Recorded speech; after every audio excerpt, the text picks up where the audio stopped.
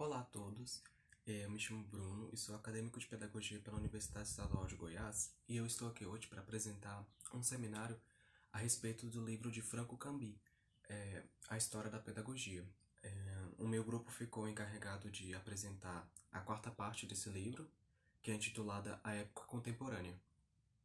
Bom, a época contemporânea, ela nasce em 1789, impulsionada pela Revolução Francesa, que rompeu com paradigmas perpetuados por anos. De acordo com o texto, a época contemporânea ela pode ser caracterizada também pelas rupturas e pelas lutas por uma sociedade mais justa. A Revolução Industrial também desempenhou um papel importante na caracterização da época contemporânea, pelo surgimento das fábricas, pela produção em massa, pelas mudanças sociais e pela expansão territorial e demográfica. O autor até explica que a época contemporânea ela é caracterizada pela dramaticidade, pela radicalidade e a inquietação da sociedade. Outro fator importante para a humanidade nessa época foi a criação e efetivação dos direitos da mulher, do homem e da criança, e também do rompimento das massas com a elite, o que trouxe protagonismo e destaque para as camadas mais baixas da sociedade. Nesse sentido, foi uma luta de empoderamento e de renovação das regras, dos costumes, das ideias e da vida em si. Eu gostaria de citar aqui uma fala do autor, do Franco Cambi, que ele diz assim, que a contemporaneidade produz as massas, mas também cria os meios de condicioná-la, desde ideologias difundidas, propagandas ou pelos meios de comunicação. Agora falando especificamente da educação na época contemporânea, com todas essas mudanças comportamentais e intelectuais, a educação ela foi ganhando mais espaço nessas transformações, como um meio de transformar a sociedade. Sendo assim, a educação na época contemporânea ela ganha caráter social e político, no que diz respeito à formação de sujeitos políticos e de direitos. A educação também passa a acompanhar o desenvolvimento científico e filosófico da sociedade. A educação também servia como difusora de ideias, sejam elas libertadoras ou autoritárias. A escola, sendo instituição social, ela servia para a propagação de conhecimentos, de atitudes e de comportamentos. Sendo assim, a educação ela variava para quem ela era destinada e por quem ela era idealizada. Aqui acontece também a descentralização do processo educativo, que diz que outras pessoas também possam participar do processo educativo, sejam elas mulheres, crianças e pessoas portadoras de deficiência. A descoberta da infância também ajudou a reformular a pedagogia tal como conhecemos hoje. A partir de um certo momento, eles começaram a enxergar a criança, que precisa de cuidados especiais, tem seus próprios desejos, seus próprios anseios e precisa de uma educação que seja direcionada para o seu desenvolvimento enquanto criança. Essa visão de infância ajudou a educação a reformular as suas ideias e pensar não somente a educação para a criança, mas a educação como um todo, que ela seja um processo que englobe e que abrace, seja a mulher, seja a criança, seja o deficiente, e que eles procurem formular um, um processo educativo que seja equilibrado, que seja justo para todos e que contemple todo mundo, que não seja exclusivo para certa camada da sociedade. Essa busca por incluir as mulheres no processo educativo forçou a educação a repensar suas ideias e renovar a educação no sentido de emancipar e dar igualdade de conhecimento tanto para os homens quanto para as mulheres. Por fim, a educação para pessoas portadoras de deficiências físicas ou mentais também foi tema de pesquisas entre o século XVIII e XIX. A educação proposta para essas pessoas era de reinseri-las e reintegrá-las à sociedade. Cambi até cita o trabalho realizado no século XIX pela professora Maria Montessori, que visava a recuperação e a reinserção dessas pessoas na sociedade, o que indica que entre o século XVIII e XIX houve a preocupação de inserir a criança, a mulher e o deficiente físico ou mental nos processos educativos. Bom, e para concluir a minha fala no seminário, eu gostaria de ressaltar o quão importante foi para nós, enquanto estudantes, através do livro A História da Pedagogia, pelo Franco Cambi, de percebermos o tanto que a educação como um todo se desenvolveu através dos anos. Nós podemos perceber que ela sofreu muita influência de várias correntes pedagógicas, de várias teorias, mas que no final todas se encontravam para aquele objetivo maior, que é de formar pessoas para viver em total plenitude na sociedade. Isso eu achei muito interessante a gente perceber no livro. Esse apanhado sobre a história da pedagogia que o autor fez é muito importante para nós percebermos o quão importante é o nosso papel enquanto educadores, porque é através da educação que nós podemos, como foi dito no texto, a maioria das revoluções ela foi impulsionada por esse motivo de criar uma sociedade mais justa. E nós da área da educação também temos esse poder, não é somente as pessoas que estão nos cargos mais altos da política que têm esse poder de modificar a sociedade. A gente na base tem um papel, eu diria, mais importante até do que o deles, porque nós estamos construindo como se fosse a base, os tijolos que vão sustentar uma sociedade mais desenvolvida intelectualmente mais para frente. Obrigado. Mito da educação. Em razão de sua centralidade política e social, a educação foi vista como um fator-chave do desenvolvimento social, reorganizando a sociedade e pondo o homem no centro dela. Foi vista como a mola propulsora para o desenvolvimento da vida social. Como mito, alimentou reflexões teóricas e soluções práticas, invadiu diversas ideologias e deu ênfase à educação como estrutura e centro da vida social, da ação histórica e política. O mito da infância foi muito forte como modelo de homem da sociedade democrática e libertária. Instrução e trabalho. A instrução como trabalho universal foi visto como tarefa social. O trabalho como dever social, visto como atividade específica do homem. A Revolução Industrial impôs à sociedade atenção aos processos educativos exigidos por ela, estreitou a relação entre formação e trabalho, impôs a aquisição de novo profissionalismo e houve também a destinação do trabalho caracterizado pelo operar, pelo fazer. Instrução, escola e reformas. Tratou de renovar a escola a fim de torná-la funcional para a sociedade industrial, democrática, de massa que se delineava. A escola tornou-se obrigatória, gratuita ou quase, com a obrigação de frequência para todos os cidadãos, para atingir qualidades típicas do cidadão moderno. O Estado se encarregou da escola para subtrair as influências de ideologias como étnicas, religiosas, de renda. Houve um duplo regime teórico: instrução profissional técnica para a reprodução de força de trabalho e seleção, e a instrução formal e cultural que promovia o crescimento intelectual, moral e social do indivíduo. O saber pedagógico, ciência política e filosofia.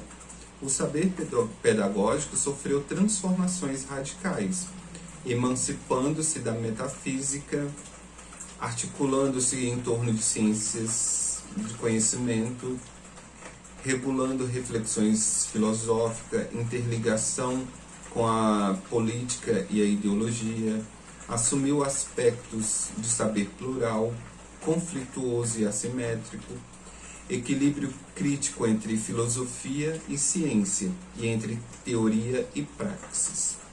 A centralidade filosófica foi substituída pela centralidade da ciência, como psicologia, sociologia, antropologia, psicanálise, estatística, biologia, cibernética, entre outras. Mas o espaço da filosofia permaneceu central entre elas. E o saber pedagógico foi mudando de feição, tornou-se um saber mais linear e bastante complexo no seu próprio interior, dotado de estatuto lógico plural e controlável por meio de processos múltiplos e não mais unívocos. Podemos observar que na época contemporânea foi o período que a pedagogia começou a assumir o seu caráter de papel formador. Ela começou a redefinir seus objetivos, ganhando uma identidade mais nítida em relação ao saber científico. Ela renovou seus métodos, enriqueceu e se colocou como essencial para o desenvolvimento do homem. Também nessa época, foi a época que a educação da mulher ganhou mais visibilidade na vida social, né? E com toda a importância que a educação for ganhando, por muitas das vezes tentaram diminuí-la, tirar um pouco do seu valor, colocando ela apenas como uma forma de controle social. Mas a busca por mudança foi tão intensa, foi tão constante, que a educação deixou de lado esse falso controle social e conseguiu assumir realmente um papel mais científico perante a educação. Ela passou a ser vista a partir desse momento como um objetivo de mudança. Ela começou a ganhar um caráter, um papel mais sociopolítico perante a educação. A pedagogia escola, a educação escola passou por diversas transformações, devido ao que? A gente pode colocar os diversos pensamentos pedagógicos que foram se criando ao longo dos anos, né? Cada um teve a sua importância, não podemos diminuir nenhum, né? Todos eles teve a sua importância, e isso contribuiu para que a educação, a pedagogia, a escola em si ganhasse um caráter mais crítico no desenvolvimento do ensino. E aqui já começamos a ver assim que, né, foi vindo essas mudanças, e aquela pedagogia da repetição foi sendo deixada cada vez mais para trás. E a pedagogia que começou a ocupar espaço foi uma pedagogia que começou a assumir um caráter de formação integral, que visa buscar caminhos e soluções para a educação. E o que isso contribui para a gente hoje? Hoje a gente não traz para a sala de aula só o conhecimento científico, a gente também traz as vivências. Então a gente pode colocar que a época contemporânea ela foi fundamental para trazer esses dois lados que hoje nós trabalhamos em sala de aula, né? Olá, boa tarde. O meu nome é Fabiana Silva de Souza. Eu sou aluna do curso de Pedagogia Modular do Polo de Santo Antônio Descoberto, Goiás. O tema que eu vou falar hoje, só um pouquinho, né, resumidamente, é sobre os socialistas utópicos e a educação. Utopia, na verdade, é quando você almeja algo meio que impossível, inimaginável, inalcançável. E era justamente isso que os socialistas almejavam. Uma coisa meio que inalcançável. A educação naquele período, ali na primeira metade do século XIX, enfrentava alguns problemas. E os socialistas, eles almejavam isso, transformações na educação. E essas transformações precisavam ser significativas e muito inovadoras. Eles exigiam em suas manifestações que houvesse reorganização da sociedade. Almejavam um ideal de justiça social, que houvesse igualdade entre os homens. E sim, há sim necessidade de se cumprir regras para conviver em uma sociedade, seja na sua casa, no seu local de trabalho. Só que para esse ideal ser alcançado, de acordo com os socialistas, precisa haver mudança também, não só no ciclo social da pessoa, ali no seu mundinho, mas que ele se transforme como um ser cidadão, exigindo dele novas posturas, pensando coletivamente, não só no seu próprio eu, no individualista, né? Que pense no bem social e não só no próprio bem. Os socialistas, eles acreditavam que todo homem, qualquer homem, independentemente de ter privilégios ou não, ele tem sim o direito de adquirir desenvolvimento da personalidade. E eles viam na pedagogia essa possibilidade, a possibilidade de restauração de toda uma sociedade, produzindo conhecimento e transformação da realidade das pessoas, natural e social. Eu irei falar sobre o capítulo 2, o século XIX, o século da pedagogia. No entanto, se o século XIX aparece chamado de o Grande Medo, pois pelo temor do espectro do socialismo-comunismo, como lembra Karl Marx, caracterizado por uma oposição de classes, que investiu as ideologias, que vai muito além da economia e da vida social, e também fica produzida em ideologia mais radical, que não existe em relação ao passado da pedagogia e também da educação, que foi afirmado como setor-chave e do controle social, e, portanto, pelo projeto político e pela própria gestão do poder.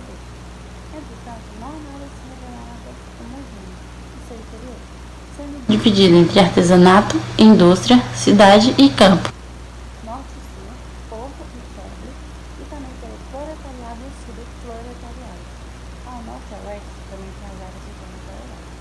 Nas vizinhas eram mais articuladas, mas o povo era mais dinâmico em relação à situação social, mais aberto às instâncias revolucionárias e também pela era da consciência da classe, ao sul e ao oeste, e nas agrícolas também.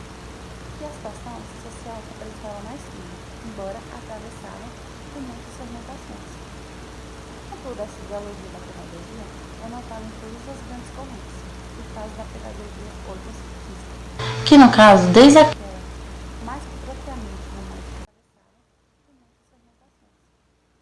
Contudo, essa ideologia da pedagogia é notável em todas as grandes correntes, e faz da pedagogia outra cientista, que no caso, desde a mais que propriamente romântica e humana, já na era da restauração europeia, desde a positivista até aquela ligada ao socialismo.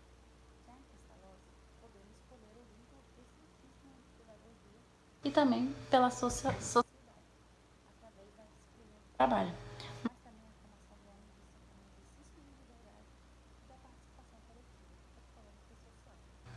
Nos países europeus até 1848, a tensão romântica em relação à liberdade, a ideologia da liberdade, agiu de maneira um pouco diferente da ocorrida da Alemanha, pois prevaleceram ideologias da restauração, de retorno a uma ordem considerada natural e invariante, e a qual a própria educação deveria dar estabilidade, pois tal ordem tradicional, como nos teóricos da restauração católica.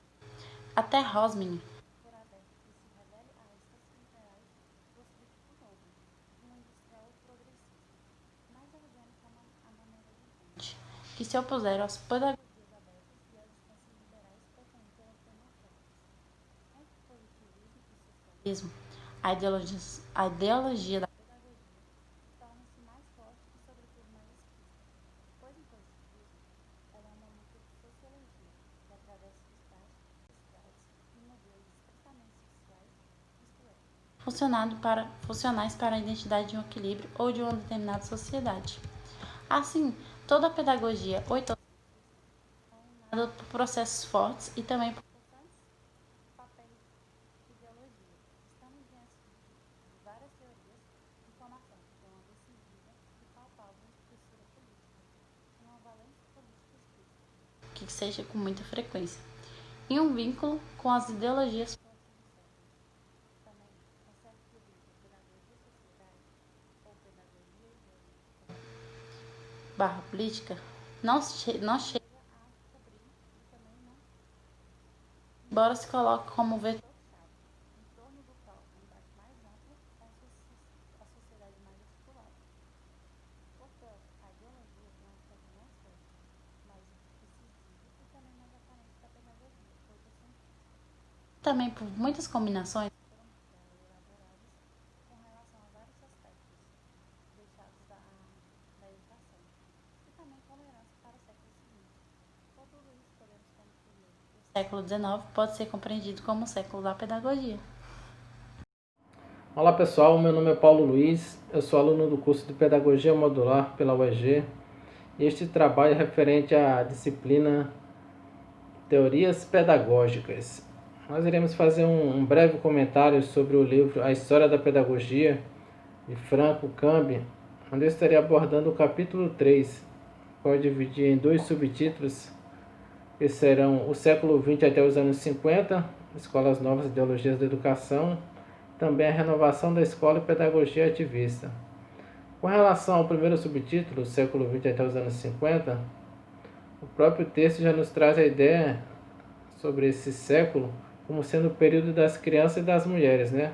Claro, fazendo analogia àquele período da Idade Média em que nem as crianças nem as mulheres eram ouvidas ou tinham vez, né? Também é um período das massas e da técnica, né? Onde houveram as transformações educacionais.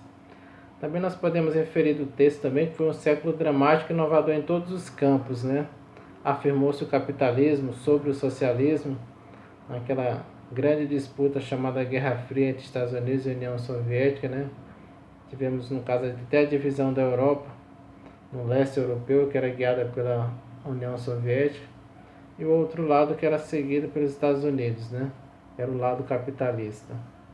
Também nesse contexto está a escola, né? Que é o nosso foco principal, se torna expressa e prioritariamente o lugar de reprodução dessas ideologias, né? No caso, a escola estava sendo usada para isso, né? Tanto a educação quanto a pedagogia tiveram que se adequar a esse novo estilo de vida social, né? Que havia surgido decorrente, né, dessas disputas de poder entre Estados Unidos e União Soviética. As ciências humanas, em geral, tiveram um papel mais notável, né, na área da educação, ao mesmo tempo em que a pedagogia ficou mais rica e incisiva, né? Já que eles queriam usar o campo educacional para influenciar as pessoas, nada mais justo e prático do que essas áreas do conhecimento serem mais notadas, né? Ficarem mais incisivas, né? Houve também um surgimento das grandes filosofias ideológicas, né? Tais como o idealismo italiano, onde a escola e a família andavam juntas, né? Lado a lado, com destaque às atividades artísticas, né? Que eram muito fortes na Itália. Tivemos também o pragmatismo americano e o marxismo europeu, né? Soviético. Quando nós pulamos para o nosso segundo subtítulo, que é a renovação da escola e a pedagogia ativista, nós podemos ver a imposição da escola como instituição-chave da sociedade democrática, né? Se nutrindo de um forte ideal literário, né? Com experimentações escolares, didáticas, pautadas no fazer interpretar essas práticas que estavam surgindo, né? Tivemos também o ativismo, que foi uma grande voz para a pedagogia, né? Deu um grande aporte e sustentação para que a pedagogia ganhasse mais espaço naquela época, alimentando uma série de posições que deixaram sua marca na escola contemporânea e até na pedagogia atual dos dias de hoje, sendo um movimento internacional, né? Chegando a se expandir, começar pelos Estados Unidos, Europa e assim chegando até o restante do planeta. Tivemos também, nesse mesmo período, a chamada reviravolta educacional, onde a criança passou a ser o centro, né? Anteriormente, a criança era colocada de lado, apenas mais um para estar ali na escola. Só que nesse período ela começa a ser o centro, o foco da educação, né?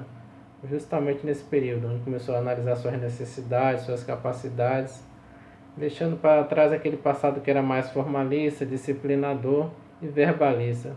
Tivemos o crescimento da psicologia infantil, começou a trabalhar mais forte e a fundo a área educacional infantil para saber quais as dificuldades, as necessidades das crianças. Quanto à característica dominante da escola nova foi o recurso à atividade da criança, né? Como já começamos a falar, né? A infância foi vista como algo mais especial, uma idade pré-intelectual e pré-moral, né? Onde a criança começava a entender as coisas e dali começaria, né, a ser ensinada, a ser instruída para quando chegasse na fase adulta ela pudesse tomar suas decisões por si só, né? E aí tivemos vários autores que contribuíram para essa formação. Temos desde Lietz, De Crowley, Montessori e tantos outros que ajudaram a chegar e a desenvolver esses estudos e essa pedagogia que se tornou tão importante, né? Mesmo nesses embates, nessas disputas de poder, principalmente entre Estados Unidos e União Soviética, nós vemos que esses autores conseguiram dar sua força, sua contribuição para que a pedagogia e a educação rompessem essas barreiras e chegasse até os dias de hoje, né? Como nós podemos ver, um crescimento muito superior ao que tinha antes, né? Graças a esses influenciadores, né? Nós encerramos por aqui, espero que vocês possam ter entendido e até mais, fiquem com Deus. Oi, boa noite. Eu me chamo Laiane, sou do curso de Pedagogia Modular do Polo Santo Antônio Descoberto E essa noite eu vim falar aqui do livro de História da Pedagogia, de Frank Camby, e eu fiquei com a divisão do capítulo 3, o século XX. O Paulo já falou antes, e agora eu vou dar continuidade à fala dele. No século XX, temos as novas teorias.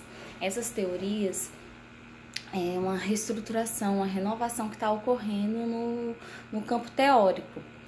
Assim vem surgindo um novo modelo. Aquele modelo tradicional de ensino começa a ser modificado, reestruturado, e entrando o campo da filosofia e da ciência. E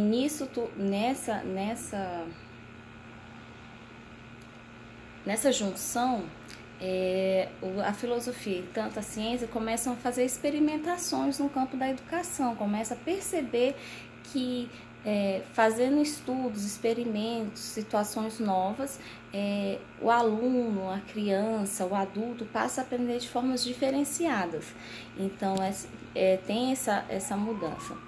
Vamos lá, chega em Gentile, lá na Itália. Só que Gentile, ele é sisudo, autoritário. O governo que está lá na Itália o nome dele é Giovanni Gentile. Ele foi ministro da educação nessa época, então ele transformou o campo educacional. Só que esse campo educacional que Gentile transforma é impositivo, autoritário, para poder controlar a massa, controlar a situação, controlar como vão fazer a educação. Logo mais para frente, vamos encontrar também John Dewey, eu acho que é assim que se fala, sobre o pragmatismo ou estruturalismo, como que Dewey normalmente gostava mais dessa palavra. John Dewey, ele ficou muito conhecido porque a educação progressista, onde as crianças, o educar, as crianças têm que participar, têm que crescer, tanto físico, emocional, intelectual. Então ele tanto cria situações, experimentos para maturação de acordo com a idade de cada um, percebe que cada um evolui diferente. Então John Dewey já tem essa pegada no pragmatismo. Então, assim, na prática, no cotidiano, ele começa a fazer esses experimentos de acordo com a idade, de acordo com... John Dewey é um americano. Temos também a pedagogia marxista nesse período do século XX. Marx acreditava que a educação era feita para o controle da classe dominante para a classe proletariada. Então, ele queria a sociabilização para todo mundo, que a educação fosse igual para todos, que a educação transforme o meio em que as pessoas vivem, e não que seja mais para um, menos para o outro, que seja igual em todos os campos, em todos os setores. No Brasil, destaque aqui para o educador que, muito influenciado pelas teorias marxistas, Pascoal Leme. Ele aplicou o curso aqui para os operários, então ele organizou um ensino de adultos para essas pessoas, baseado nos princípios marxistas, que a educação tem que ser voltada para todas as classes. Então a classe trabalhadora também tinha que aprender também. Então um destaque aqui no Brasil seria ele. Boa noite, meu nome é Hélio, dando continuidade ao trabalho. Nós vamos falar sobre no caso. Vou falar sobre a pedagogia cristã e o seu personalismo, como que desenvolveu, como que emergiu em meio a um período tão complexo, que no século XXI pode até se chamar de confuso. Nesse período cristão, pastor Horace Bushnell, né, nascido em 1802, falecido em 1876, ele foi considerado o pai da moderna educação religiosa, onde no lugar da crise espiritual repentina, do avivalismo, ele defende a experiência religiosa gradual, centrada em um ambiente doméstico, né? Uma coisa mais íntima, mais familiar, e menos frígida, vamos dizer assim, com mais envolvimento do contexto social, né? E um nome de destaque desse período pedagógico cristão, né, de evolução, de afins, foi do suíço John Pestalozzi, né? Inclusive um sobrenome bem famoso, em função da Fundação Pestalozzi, que vou citar um pouquinho mais à frente. Pestalozzi, podendo assim dizer, ele foi influenciado por Rousseau, que tinha uma grande confiança no poder da educação para vencer todos os males sociais. Então, tendo em vista essa aquisição, ele junto com outros educadores da Europa daquele tempo de renome, como Johann Brach, né, Frederick Froebel, e nos Estados Unidos também teve Horace Mann e John Dewey, né? Perdoa o inglês, mas é por aí. Então, esses são os grandes nomes desse período da pedagogia cristã com as suas personalidades, né? Com o seu personalismo. Personalismo, por assim dizer, é um movimento intelectual e filosófico que surge num contexto histórico pós-crise econômica de 1929, né, com a ascensão do nazismo em 1933. Ele é uma alternativa apontada por Emmanuel Mounier, desenvolvida em torno, né, assim, da revista Spirit, com uma atitude civilizadora, não como uma ideologia de sistema filosófico. Então, por isso que apresenta métodos de ação para poder transformar o mundo num contexto político, social, marcado pelo pessimismo. Então, numa descrença, como eu falei, que era um tempo caótico, né? Uma coisa... imagina, crise econômica, guerra, e aí entra o nazismo. Então, pessimismo era só o que imperava ali. Todos estavam descrentes. Então, essa atitude, né, esse movimento, ele vem colocar o personalismo, ele vem colocar a pessoa como um ser integrado à sociedade, com sua liberdade, com sua responsabilidade, o seu direito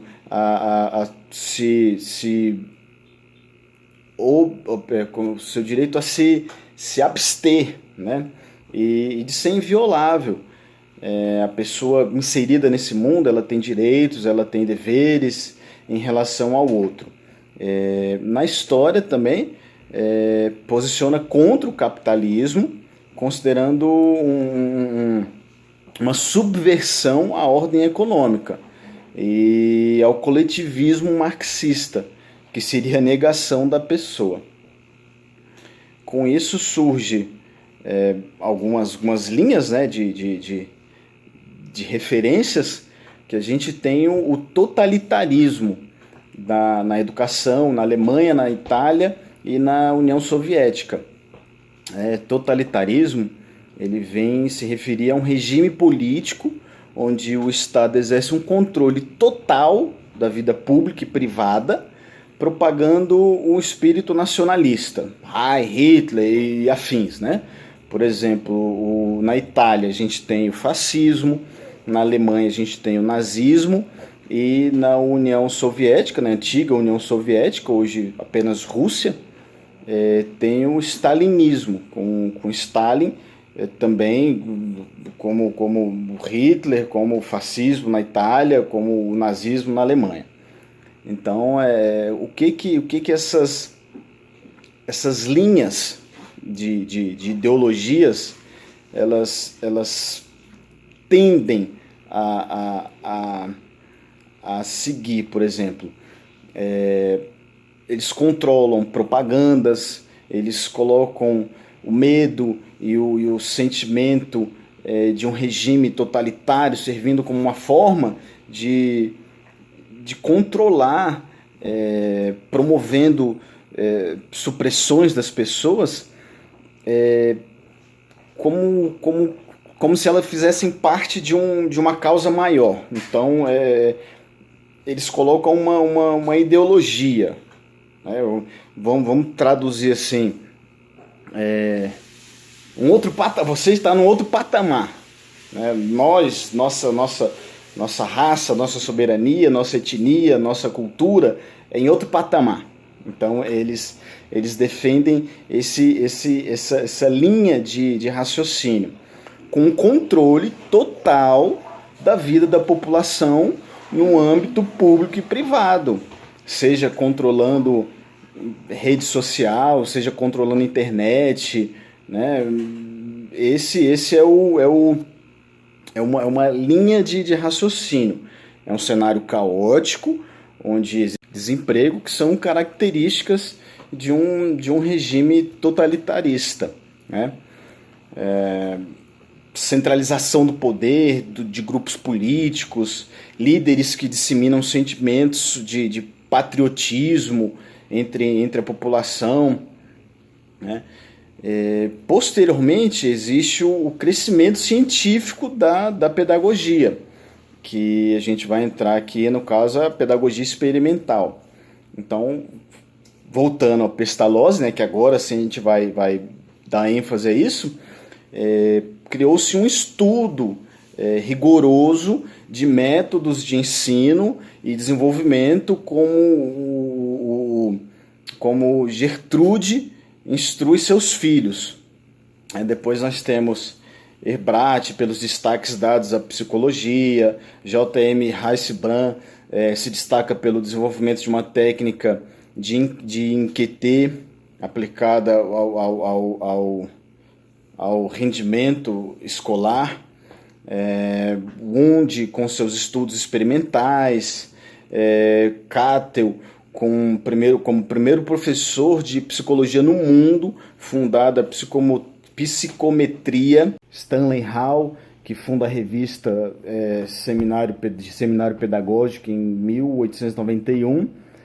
Posteriormente, um aluno seu, que é Crisman, ele cunhará o termo pedologia para estudo experimental da criança. Só que com isso criam-se tensões pedagógicas para o fim do século, né? Com Nietzsche, Ditley, Bergson e Sorel. A pedagogia nesse momento ela está envolvida numa fermentação cultural, sobretudo nos anos que vão do início dos anos 900 até a Primeira Guerra Mundial.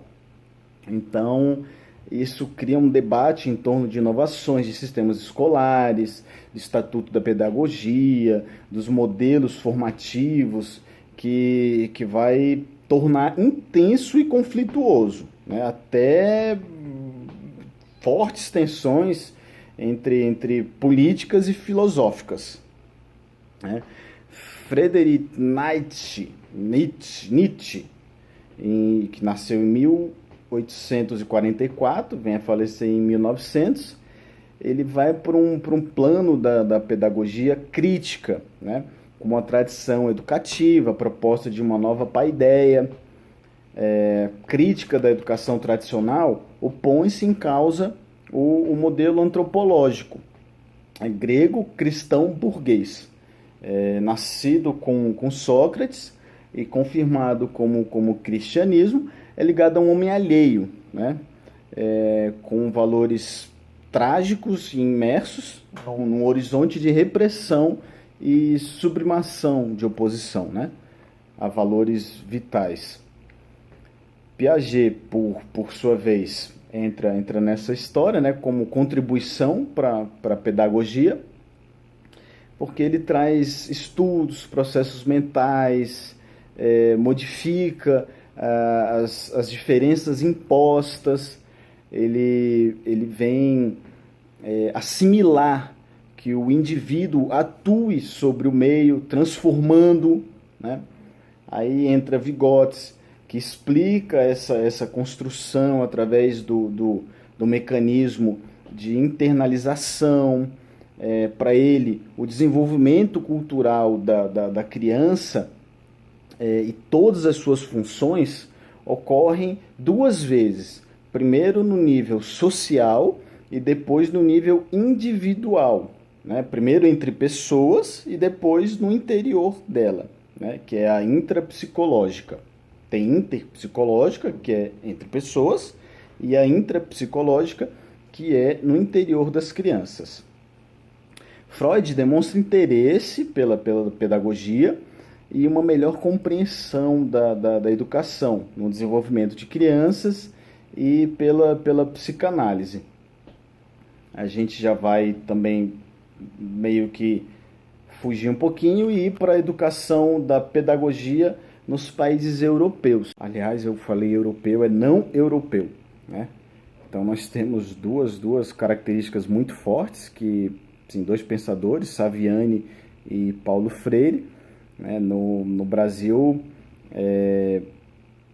a educação só passou realmente a ser debatida no início do século XX, né? A partir da educação, da discussão surgida com alguns intelectuais, como esses dois, né?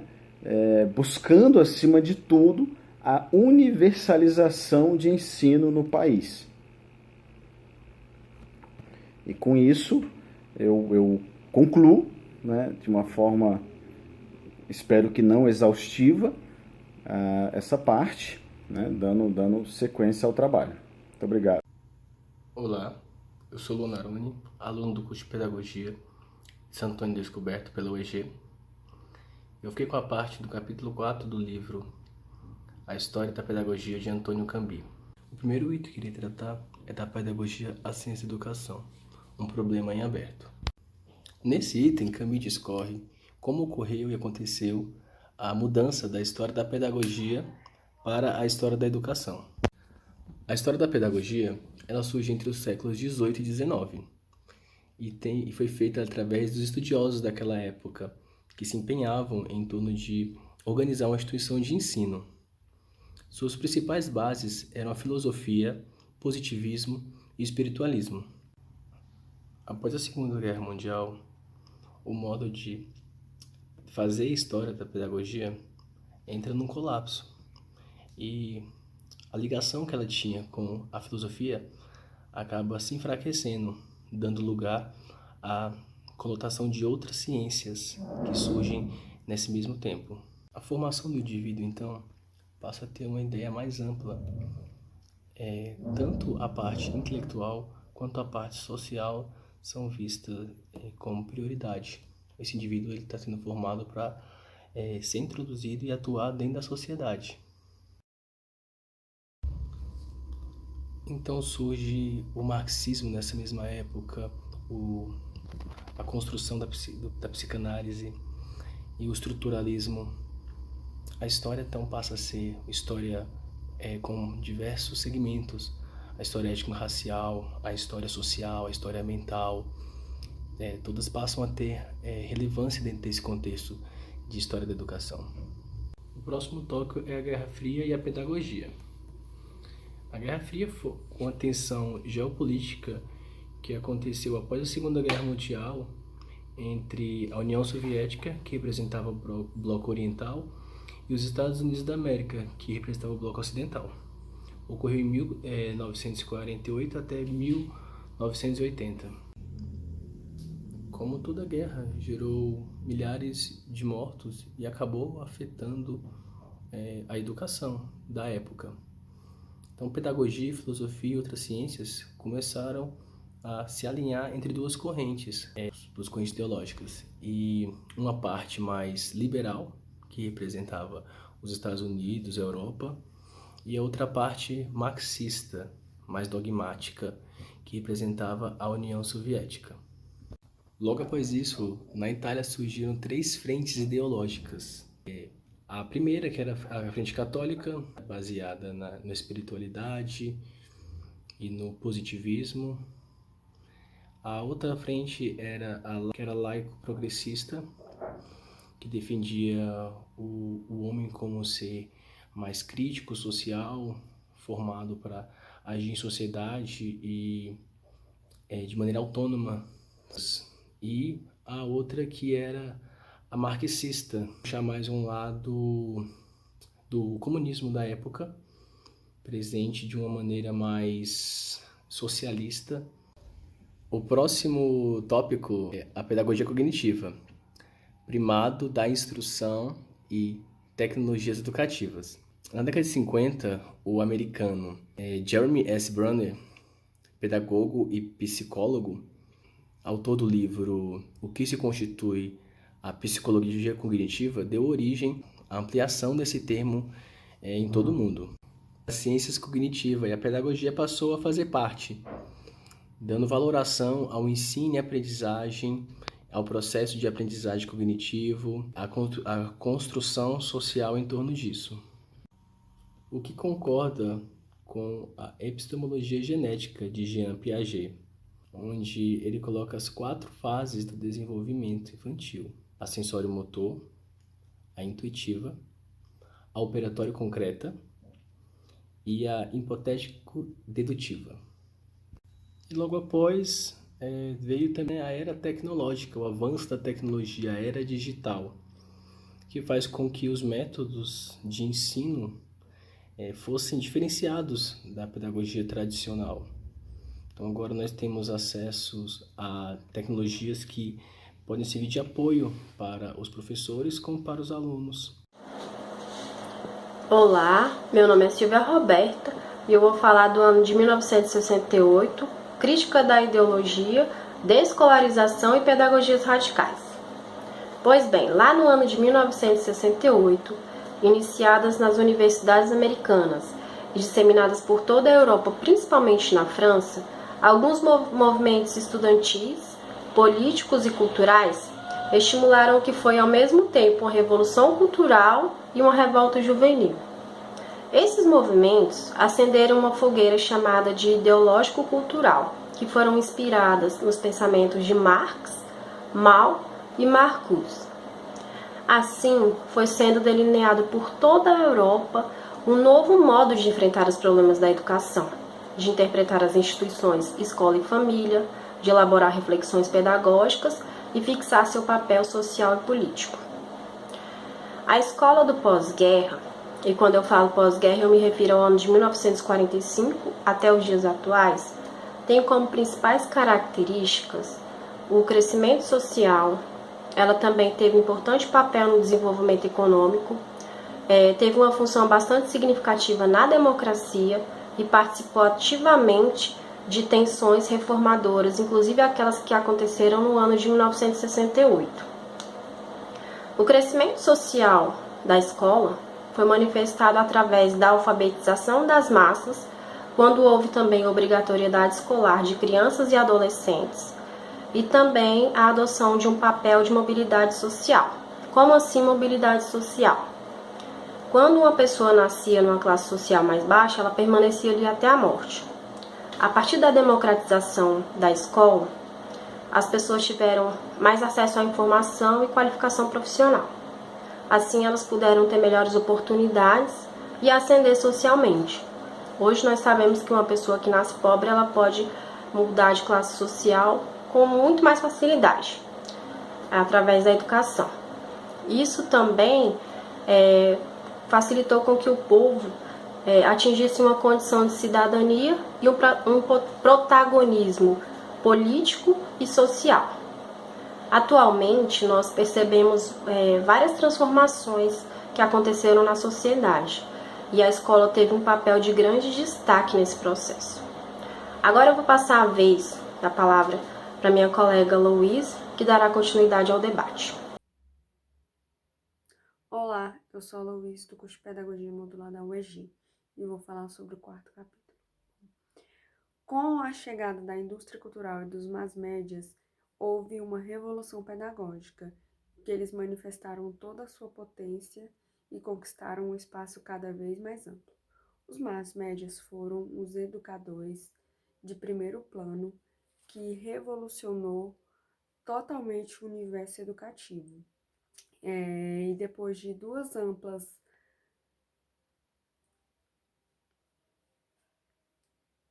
depois das duas radicais transformações que a pedagogia sofreu, aconteceu um duplo processo, que foi um crescimento teórico, social e científico e uma crise de recusa de discussão sobre a identidade e o papel da pedagogia.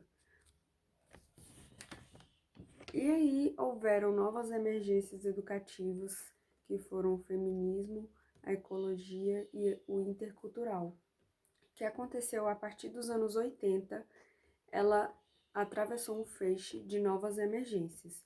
E aí 3 foram mais importantes. O primeiro foi o feminismo, o segundo foi o problema ecológico e o terceiro ligado ao crescimento de etnias e problemas multiculturais emergenciais, que transformaram as conotações da pedagogia.